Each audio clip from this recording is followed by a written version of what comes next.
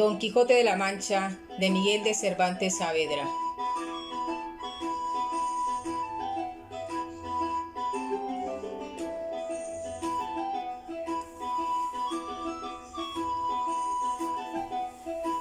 Entrega 21.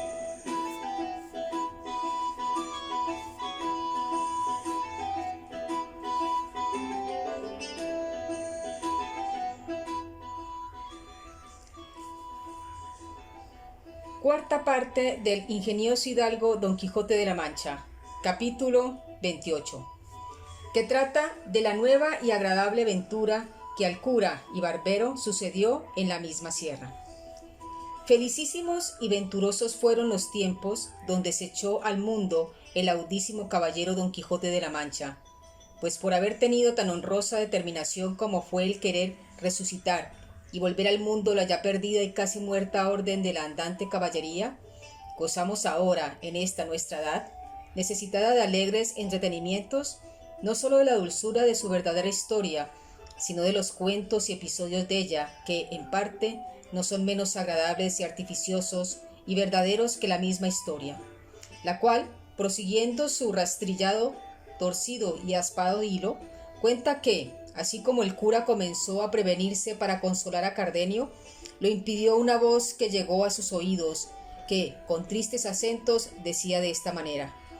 «Ay Dios, si será posible que ya he hallado lugar que pueda servir de escondida sepultura a la carga pesada de este cuerpo que tan contra mi voluntad sostengo.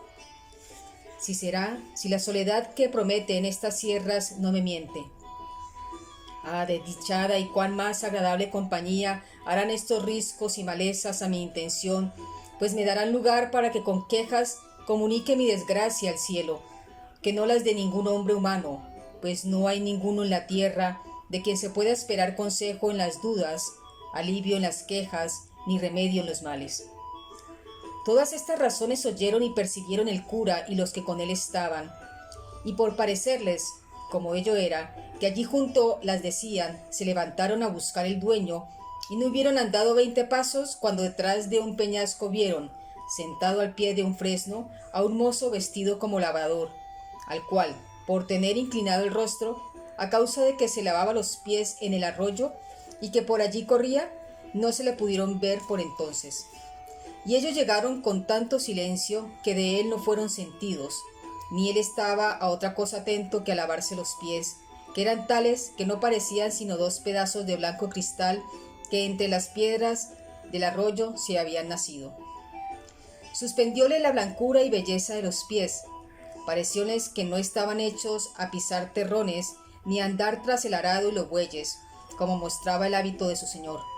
Y así, viendo que no habían sido sentidos, el cura, que iba delante, hizo señas a los otros 2 que se agazapasen o escondiesen detrás de unos pedazos de peña que allí había, y así lo hicieron todos, mirando con atención lo que el mozo hacía, el cual traía puesto un capotillo pardo de 2 alas, muy ceñido al cuerpo, con una toalla blanca. Traía, asimismo, unos calzones y polainas de paño pardo, y en una cabeza una montera parda. Tenía las polainas levantadas hasta la mitad de la pierna, que sin duda alguna de blanco alabastro parecía. Acabóse de lavar los hermosos pies, y luego, con un paño de tocar, que sacó debajo de la montera, se lo limpió. Y al querer quitársele, alzó el rostro, y tuvieron lugar los que miróndole estaban de ver una hermosura incomparable. Tal que Cardenio dijo al cura, con voz baja: «Esta ya no es Lucinda, no es persona humana, sino divina». El mozo se quitó la montera, y sacudiendo la cabeza a una y a otra parte, se comenzaron a descoger y desparcir sus cabellos, que pudieran los del sol tener envidia. Con esto conocieron que el que parecía labrador era mujer, y delicada, y aún la más hermosa que hasta entonces los ojos de los 2 habían visto, y aún los de Cardenio, si no hubieran mirado y conocido a Lucinda, que después afirmó que sólo la belleza de Lucinda podía contener y contentar con aquella. Los luengos y rubios cabellos no sólo le cubrieron las espaldas, mas todo en torno la escondieron debajo de ellos, que si no eran los pies, ninguna otra cosa de su cuerpo se parecía, tales y tantos eran. En esto le sirvió de peine unas manos que, si los pies en el agua habían parecido pedazos de cristal, las manos en los cabellos semejaban pedazos de apretada nieve. Todo lo cual, en más admiración y en más deseo de saber quién era la que ponía a los tres que la miraban. Por esta determinaron de mostrarse, y al movimiento que hicieron de ponerse en pie, la hermosa moza alzó la cabeza y, apartándose los cabellos de delante de los ojos con entrambas manos, miró los que el ruido hacían, y apenas los hubo visto cuando se levantó en pie, y sin aguardar a calzarse ni a recoger los cabellos, asió con mucha presteza un bulto, como de ropa, que junto así tenía, y quiso ponerse en huida, llena de turbación y sobresalto. Mas no hubo dado 6 pasos, cuando, no pudiendo sufrir los delicados pies, la aspereza de las piedras, dio consigo en el suelo. Lo cual, visto por los tres, salieron a ella, y el cura fue el primero que le dijo: «Deteneos, señora, quien quiera que seáis, que los que aquí veis solo tienen intención de serviros. No hay para qué os pongáis en tan impertinente huida, porque ni vuestros pies lo podrán sufrir, ni nosotros consentir». A todo esto, ella no respondía palabra, atónita y confusa. Llegaron pues a ella, y asiéndola por la mano, el cura prosiguió diciendo: «Lo que vuestro traje, señora, nos niega, vuestros cabellos nos descubren. Señales claras que no deben de ser de poco momento las causas que han disfrazado vuestra belleza en hábito tan indigno, y traídola a tanta soledad como es esta, en la cual ha sido ventura el hallaros, sino para dar remedio a vuestros males, a lo menos para darle consejo, pues ningún mal puede fatigar tanto, ni llegar tan al extremo de serlo, mientras no acaba la vida, que rehuya de no escuchar siquiera el consejo que con buena intención se le da al que lo padece. Así que, señora mía, o señor mío, o lo que vos quisiera ser, perded el sobresalto que nuestra vista os ha causado, y contadnos vuestra buena o mala suerte, que en nosotros juntos, o en cada uno, hallaréis quien os ayude a sentir vuestras desgracias». En tanto que el cura decía estas razones, estaba la disfrazada moza como embelesada, mirándolos a todos, sin mover labio ni decir palabra alguna. Bien así como rústico aldeano que de improviso se les muestra cosas raras y de jamás vistas. Mas, volviendo el cura a decirle otras razones al mismo efecto encaminadas, dando ella un profundo suspiro, rompió el silencio y dijo: «Pues que la soledad de estas sierras no han sido parte para encubrirme, ni la soltura de mis descompuestos cabellos no han permitido que sea mentirosa mi lengua, en balde sería fingir yo de nuevo ahora lo que es, si se me creyese, sería más por cortesía que por otra razón alguna. Presupuesto esto, digo, señores, que os agradezco el ofrecimiento de que me habéis hecho, el cual me ha puesto en obligación de satisfaceros en todo lo que me habéis pedido, puesto que temo que la relación que os hiciere de mis desdichas os ha de causar, al par de la compasión, la pesadumbre, porque no habéis de hallar remedio para remediarlas ni consuelo para entretenerlas.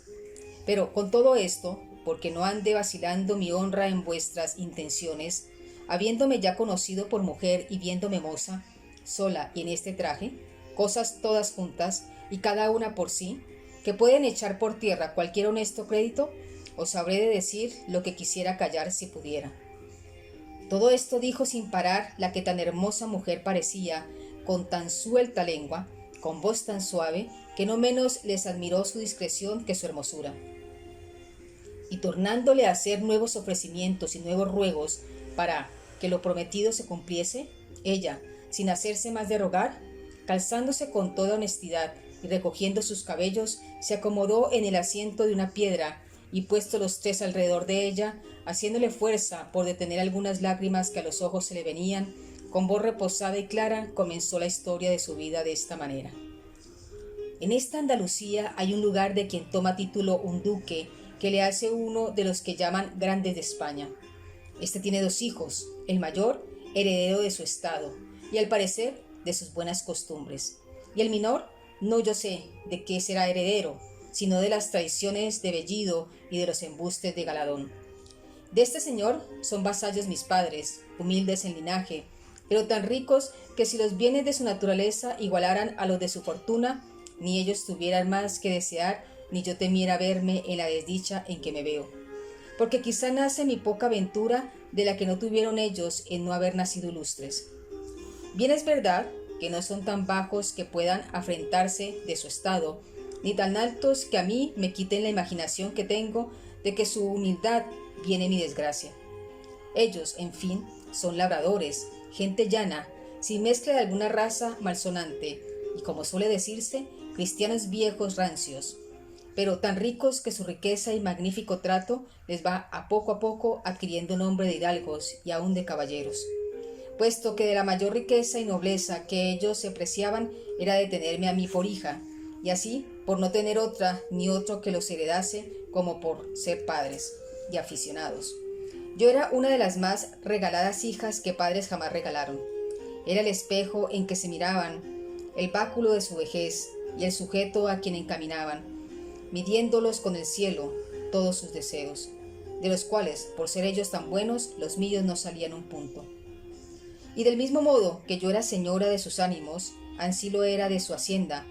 Por mí se recibían y despedían los criados, la razón y cuenta de lo que se sembraba y cogía pasaba por mi mano, los molinos de aceite, los lagares del vino, el número del ganado mayor y menor, el de las colmenas. Finalmente, de todo aquello que un tan rico labrador como mi padre puede tener y tiene, tenía yo la cuenta, y era la mayordoma y señora, con tanta solicitud mía y con tanto gusto suyo, que buenamente no acertaré a encarecerlo. Los ratos que del día me quedaban, después de haber dado lo que convenía a los mayorales, a capataces y a otros jornaleros, los entretenía en ejercicios que son a las doncellas tan lícitos como necesarios, como son los que ofrece la aguja y la almohadilla y la rueca muchas veces. Y si alguna, por recrear el ánimo, esos ejercicios dejaba, me acogía al entretenimiento de leer algún libro devoto o a tocar un arpa, porque la experiencia me mostraba que la música compone los ánimos descompuestos y alivia los trabajos que nacen del espíritu. Esta, pues, era la vida que yo tenía en casa de mis padres, la cual, sin tan particularmente contado, no ha sido por ostentación ni por dar a entender que soy rica, sino porque se advierta cuán sin culpa me he venido de aquel buen estado que he dicho al infelice en que ahora me hallo. Es, pues, el caso que, pasando mi vida en tantas ocupaciones y en un encerramiento tal que al de un monasterio podría compararse, sin ser vista, a mi parecer, de otra persona alguna que la de los criados de casa, porque los días que iba a misa eran tan de mañana, y tan acompañada de mi madre y de otras criadas, y yo tan cubierta y recatada, que apenas veía en mis ojos más tierra de aquella donde ponía los pies. Y con todo esto, los del amor, o los de la ociosidad, por mejor decir, a quien los de lince no pueden igualarle, me vieron puestos en la solicitud de don Fernando, que este es el nombre del hijo menor del duque que os he contado. No hubo bien nombrado don Fernando la que el cuento contaba, cuando a Gardenio se le mudó el color del rostro y comenzó a trasudar con tan grande alteración que el cura y el barbero, que miraron en ello, temieron que le viniera aquel accidente de locura que habían oído decir que de cuando en cuando le venía. Mas Cardenio no hizo otra cosa que trasudar y estarse quedo, mirando de hito en hito a la labradora, imaginando quién ella era, la cual, sin advertir en los movimientos de Cardenio, prosiguió su historia diciendo: yo no me hubieron visto cuando, según él dijo después, quedó tan presto de mis amores cuando lo dieron bien a entender sus demostraciones. Mas, por acabar presto con el cuento, que no le tiene de mis desdichas, quiero pasar en silencio las diligencias que don Fernando hizo para declararme su voluntad. Sobornó toda la gente de mi casa, dio y ofreció dádivas y mercedes a mis parientes. Los días eran todos de fiesta y de regocijo en mi calle. Las noches no dejaban dormir a nadie las músicas. Los billetes que, sin saber cómo, a mis manos venían eran infinitos, llenos de enamoradas razones y ofrecimientos, con menos letras que promesas y juramentos. Todo lo cual no solo no me ablandaba, pero me endurecía de manera como si fuera mi mortal enemigo, y que todas las obras que para reducirme a su voluntad hacía, las hiciera para el efecto contrario. No porque a mí me pareciese mala gentileza de don Fernando, ni que tuviese a demasía sus solicitudes, porque me daba un no sé qué de contento verme tan querida y estimada de un tan principal caballero. y no me pesaba ver en sus papeles mis alabanzas, que en esto, por feas que seamos las mujeres, me parece a mí que siempre nos da gusto de oír que nos llaman hermosas. Pero a todo esto se opone mi honestidad y los consejos continuos de mis padres que me daban, que ya muy al descubierto sabían la voluntad de don Fernando, porque ya a él no se le daba nada de que todo el mundo se supiese. Decíanme mis padres que con sola mi voluntad y bondad dejaban y depositaban su honra y fama, y que considerase la desigualdad que había entre mí y don Fernando, y que por aquí echaría de ver que sus pensamientos, aunque él dijese otra cosa, más se encaminaban a su gusto que a mi provecho, y que si yo quisiese poner en alguna manera algún inconveniente para que él se dejase de su injusta pretensión, que ellos me casarían luego con quien yo más gustase, así de los más principales de nuestro lugar como de todos los consuvencinos, pues todo se podía esperar de su mucha hacienda y de mi buena fama. Con estos ciertos prometimientos y con la verdad que ellos me decían, fortificaba yo mi entereza y jamás quise responder a don Fernando palabra que le pudiese mostrar, aunque de muy lejos, esperanza de alcanzar su deseo. Todos estos recatos míos, que él debía de tener por desdenes, debieron de ser causa de avivar más su lascivo apetito, que este nombre quiero dar a la voluntad que me mostraba, la cual, si ella fuera como debía, no la supierais vosotros ahora, porque hubiera faltado la ocasión de decírosla. Finalmente, don Fernando supo que mis padres andaban por darme estado, por quitarle a él la esperanza de poseerme, o, a lo menos, porque yo tuviese más guardas para guardarme. Y esta nueva, o sospecha, fue causa para que hiciese lo que ahora oiréis. Y fue que una noche, estando yo en mi aposento, con solo la compañía de una doncella que me servía, teniendo bien cerradas las puertas, por temor que, por descuido, mi honestidad no se viese en peligro, sin saber ni imaginar cómo, en medio de estos recatos y prevenciones, y en la soledad de este silencio y encierro, me la hallé delante, cuya vista me turbó de manera que me quitó la de mis ojos y me enmudeció la lengua. Y así, no fui poderosa de dar voces, ni aun él creo que me las dejara dar, porque luego se llegó a mí, y tomándome entre sus brazos, porque yo, como digo, no tuve fuerzas para defenderme según estaba turbada, comenzó a decirme tales razones que no sé cómo es posible que tenga tanta habilidad la mentira que la sepa componer de modo que parezcan tan verdaderas. Hacia el traidor que sus lágrimas acreditasen sus palabras y los suspiros su intención. Yo, pobrecilla, solo entre los míos, mal ejercitada en casos semejantes, comencé, no sé en qué modo, a tener por verdaderas tantas falsedades, pero no sé de suerte que me moviesen a compasión menos que buenas sus lágrimas y suspiros. Y así, pasándome aquel sobresalto primero, torné algún tanto a cobrar mis perdidos espíritus, y con más ánimo del que pensé que pudiera tener, le dije: si como estoy, Señor, en tus brazos, estuviera entre los de un león fiero, y librarme de ellos, se me asegurara con que hiciera o dijera cosa que fuera en perjuicio de mi honestidad, así fuera posible hacerla o decirla como es posible dejar de hacer lo que ha sido o fuese. Así que, si tú tienes ceñido mi cuerpo con tus brazos, yo tengo atada mi alma con mis buenos deseos, que son tan indiferentes y tan distintos a los tuyos, como lo verás si con hacerme fuerza quisieras pasar adelante en ellos. Tu vasalla soy, pero no tu esclava. Ni tiene ni debe tener imperio la nobleza de tu sangre para deshonrar y tener en poco la humildad de la mía. Y en tanto me estimo yo, villana y labradora, como tú, señor y caballero. Conmigo no han de ser de ningún efecto tus fuerzas, ni han de tener valor tus riquezas, ni tus palabras han de poder engañarme, ni tus suspiros y lágrimas enternecerme. Si alguna de todas estas cosas que he dicho viera yo en el que mis padres me dieran por esposo, a su voluntad se ajustaría la mía, y mi voluntad de la suya no saliera. De modo que, como quedara con honra, aunque quedara sin gusto, de grado te entregará lo que tú, Señor, ahora con tanta fuerza procuras. Todo esto he dicho porque no es pensar que de mí alcance cosa alguna el que no fuera mi legítimo esposo. Si no reparas más que en eso, bellísima Dorotea, que este es el nombre de esta desdichada, dijo el desleal caballero, ves, aquí te doy la mano de ser lo suyo, y sean testigos de esta verdad los cielos, a quien ninguna cosa se esconde, y esta imagen de Nuestra Señora que aquí tienes». Cuando Cardenio le oyó decir que se llamaba Dorotea, tornó de nuevo a sus sobresaltos y acabó de confirmar por verdadera su primera opinión. Pero no quiso interponerse al cuento por ver en qué venía a parar lo que él ya casi sabía. Solo dijo: «¿Qué Dorotea es tu nombre, señora? Otra he oído yo decir de él mismo, que quizá corre parejas con tus desdichas. Pasa adelante, que tiempo vendrá en que te diga cosas que te espanten en el mismo grado que te lastimen».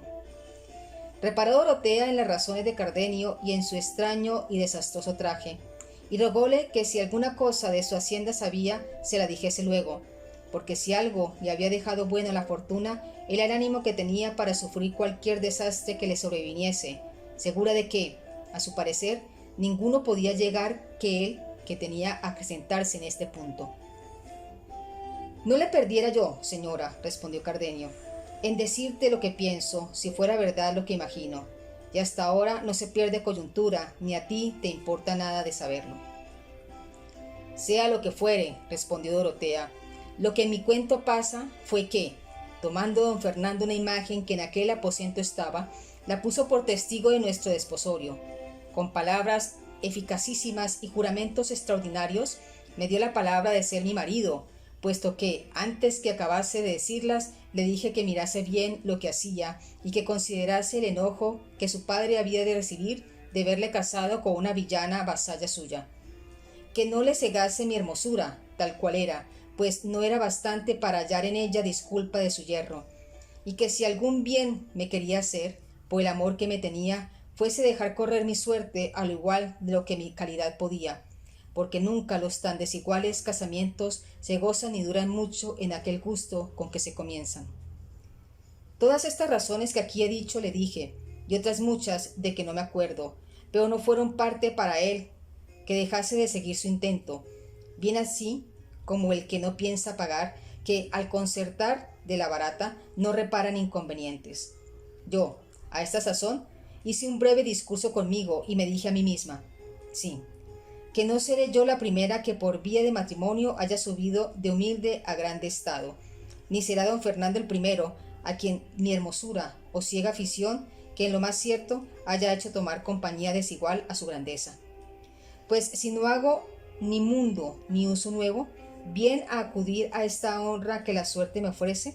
puesto que en este no dure más la voluntad que me muestre de cuánto dure el cumplimiento de su deseo, que en fin, para con Dios seré su esposa. Y si quiero con desdenes despedirle, en término lo veo que, no usando el que debe, usará el de la fuerza y vendré a quedar deshonrada y sin disculpa de la culpa que me podía dar el que no supiere cuán sin ella he venido a este punto. Porque, ¿qué razones serán bastantes para persuadir a mis padres y a otros que este caballero entró en mi aposento sin consentimiento mío? Todas estas demandas y respuestas resolví yo en un instante en la imaginación, y sobre todo me comenzaron a hacer fuerza y a inclinarme a lo que fue, sin yo pensarlo, mi perdición. Los juramentos de don Fernando, los testigos que ponía, las lágrimas que derramaba, y finalmente su disposición y gentileza que, acompañada con tantas muestras de verdadero amor, pudieran rendir a otro tan libre y recatado corazón como el mío. Llamé a mi criada para que en la tierra acompañase a los testigos del cielo. Tornó don Fernando a reiterar y confirmar sus juramentos. Añadió a los primeros nuevos santos por testigos. Echóse 1000 futuras maldiciones si no cumpliese lo que me prometía. Volvió a humedecer sus ojos y a acrecentar sus suspiros. Apretóme más entre sus brazos, de los cuales jamás me había dejado, y con esto, y con volverse a salir del aposento mi doncella, yo dejé de serlo y él acabó de ser traidor y fementido. El día que sucedió a la noche de mi desgracia se venía aún no tan apriesa como yo pienso que don Fernando deseaba, porque después de cumplido aquello que el apetito pide, el mayor gusto que pude venir es apartarse de donde le alcanzaron. Digo esto porque don Fernando dio priesa por partirse de mí, y por industria de mi doncella, que era la misma que allí le había traído, antes que amaneciese se vio en la calle. Y al despedirse de mí, aunque no con tanto ahínco y vehemencia como cuando vino, me dijo que estuviese segura de su fe y de ser firmes y verdaderos sus juramentos, y para más confirmación de su palabra, sacó un rico anillo del dedo y lo puso en el mío. En efecto, él se fue y yo quedé, ni sé si triste o alegre. Esto sé bien decir, que quedé confusa y pensativa y casi fuera de mí con el nuevo acontecimiento. Y no tuve ánimo, o no se me acordó, de reñir a mi doncella por la traición cometida de encerrar a don Fernando en mi mismo aposento, porque aún no me determinaba si era bien o mal el que me había sucedido. Díjele, al partir, a don Fernando que por el mismo camino de aquella podía verme otras noches, pues ya era suya, hasta que, cuando él quisiese, aquel hecho se publicase. Pero no vino otra alguna, sino fue la siguiente. Ni yo pude verle en la calle ni en la iglesia en más de un mes,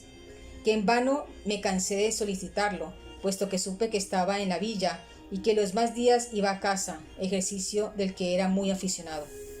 Estos días y estas horas bien sé yo que para mí fueron acaciagos y menguadas, y bien sé que comencé a dudar en ello, y aún a decrecer de la fe de don Fernando. Y sé también que mi doncella oyó entonces las palabras que en reprensión de su atrevimiento antes no había oído,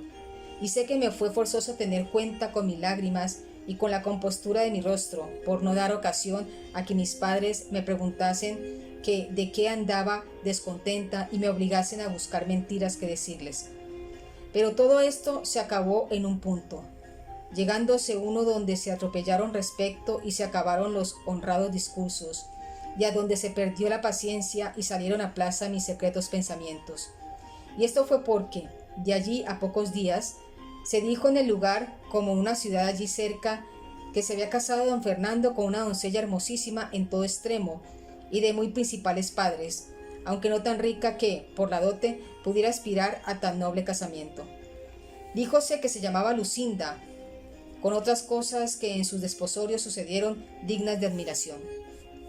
Oyó Cardenio el nombre de Lucinda y no hizo otra cosa que encoger los hombros, morderse los labios, enarcar las cejas y dejar de allí a poco caer por sus ojos dos fuertes lágrimas. Mas no por esto dejó Dorotea de seguir su cuento diciendo: llegó esta triste nueva a mis oídos y en lugar de helárseme el corazón en oírla, fue tanta la cólera y rabia que se encendió en él que faltó poco para no salirse por las calles dando voces, publicando la alevosía y traición que se me había hecho. Mas templóse esta furia por entonces compensar y poner aquella misma noche por obra lo que se puso, que fue ponerme en este hábito que me dio uno de los que se llaman zagales en casa de los labradores, que era criado de mi padre, al cual descubrí toda mi desventura, y le rogué que me acompañase hasta la ciudad donde entendí que mi enemigo estaba. Él, después que hubo reprendido mi atrevimiento y afectado mi determinación, viéndome resuelta en mi parecer, se ofreció a tenerme compañía, pues él dijo, hasta el cabo del mundo. Luego, al momento, encérrame en una almohada de lienzo un vestido de mujer y algunas joyas y dineros, por lo que podía suceder. Y en el silencio de aquella noche, sin dar cuentas a mi traidora doncella, salí de mi casa, acompañada de mi criado y de muchas imaginaciones, y me puse en camino de la ciudad a pie, llevada en vuelo del deseo de llegar, ya que no a estorbar lo que tenía por hecho, a lo menos a decir a don Fernando me dijese con qué alma lo había hecho. Llegué en 2 días y medio donde quería, y en entrando por la ciudad pregunté por la casa de los padres de Lucinda, y al primero a quien hice la pregunta me respondió más de lo que yo quisiera oír. Díjome la casa y todo lo que había acaecido en el desposorio de su hija, cosa tan pública en la ciudad que se hacen corrillos para contarla por toda ella. Díjome que la noche que don Fernando se desposó con Lucinda, después de haber ella dado el sí de ser su esposa, le había tomado un recio desmayo y que, llegando su esposo a desabrocharle el pecho para que le diese el aire, le halló un papel escrito de la misma letra de Lucinda, en que decía y declaraba que ella no podía ser esposa de don Fernando porque lo era de Cardenio, que, a lo que el hombre me dijo, era un caballero muy principal de la misma ciudad, y que si había dado el sí a don Fernando fue por no salir de la obediencia de sus padres. En resolución, tales razones dijo que contenía el papel, que daba a entender que ella había tenido intención de matarse en acabándose de desposar, y daba allí las razones por qué se había quitado la vida, todo lo cual dicen que confirmó una daga que le hallaron no sé en qué parte de sus vestidos. todo lo cual visto por don Fernando, parecióndole que Lucinda le había burlado y escarnecido, y teniendo en poco, arremetió a ella antes que de a su desmayo volviese, y con la misma daga que le hallaron la quiso dar de puñaladas. Y lo hiciera si sus padres y los que se hallaron presentes no se lo estorbaran. Dijeron más, que luego se asustó don Fernando, y que Lucinda no había vuelto de su paradísimo hasta otro día, que contó a sus padres cómo ella era verdadera esposa de aquel Cardenio que he dicho. Supe más, que el Cardenio, según decían, se halló presente en los desposorios y que, en viéndola desposada, lo cual él jamás pensó, se salió de la ciudad desesperado, dejándole primero escrita una carta donde daba a entender el agravio que Lucinda le había hecho y de cómo él se iba a donde gentes no le viesen. Esto todo era público y notorio en toda la ciudad y todos hablaban de ello. Y más hablaron cuando supieron que Lucinda había faltado de casa de sus padres y de la ciudad, pues no la hallaron en toda ella, de que perdían el juicio sus padres y no sabían qué medios se tomaban para hallarla. Esto que supe puso en bando mis esperanzas y tuve por mejor no haber hallado a don Fernando que no hallarle casado. Pareciéndome que aún no estaba del todo cerrada la puerta a mi remedio, dándome yo a entender que podría ser que el cielo hubiese puesto aquel impedimento en el segundo matrimonio, por atraerle a conocer lo que al primero debía y caer en la cuenta de que era cristiano y que estaba más obligado a su alma que a los respetos humanos. Todas estas cosas revolvía en mí la fantasía, y me consolaba sin tener consuelo, fingiendo unas esperanzas largas y desmayadas, para entretener la vida que ya aborrezco. Estando pues en la ciudad, sin saber qué hacerme, pues a don Fernando no hallaba, llegó a mis oídos un público gregón, donde se prometía grandes hallazgos a quien me hallase, dando las señas de la edad y del mismo traje que traía, y oí decir que se decía que me habían sacado de casa de mis padres el mozo que conmigo vino, cosa que me llegó al alma, por ver cuán decaída andaba mi crédito, pues no bastaba perderle con mi venida, sino añadir el que con quien, siendo sujeto tan bajo y tan indigno de mis buenos pensamientos. Al punto que oí el pregón, me salí de la ciudad con mi criado, que ya comenzaba a dar muestras de titubear en la fe que de fidelidad me tenía prometida. Y aquella noche nos entramos por lo espeso de esta montaña, con el miedo de no ser hallados. Pero, como suele decirse que un mal llama a otro, y que el fin de una desgracia suele ser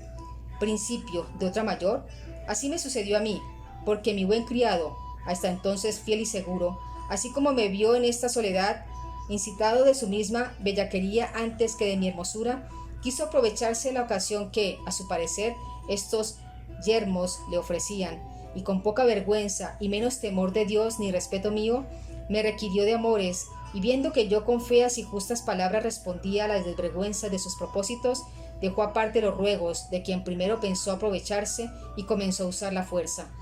Pero el justo cielo, que pocas o ningunas veces deja de mirar y favorecer a las justas intenciones, favoreció las mías, de manera que con mis pocas fuerzas y con poco trabajo di con él por un desburradero, donde le dejé,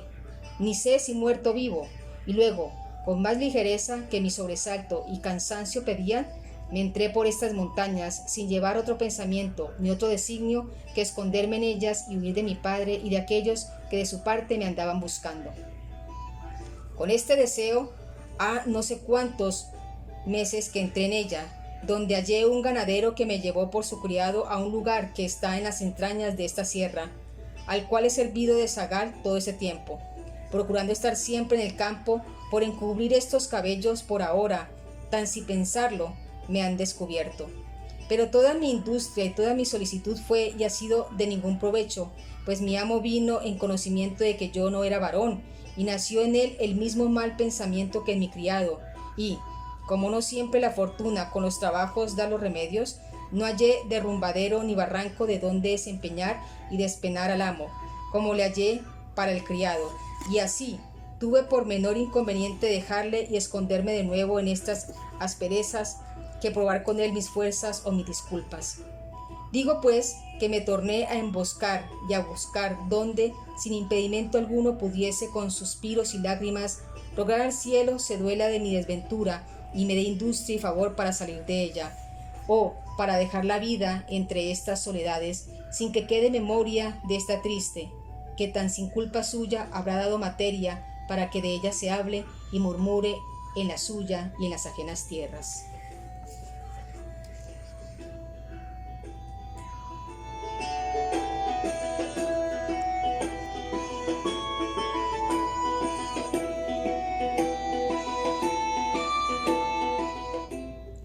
Y esperad vuestras mercedes la entrega 22ª.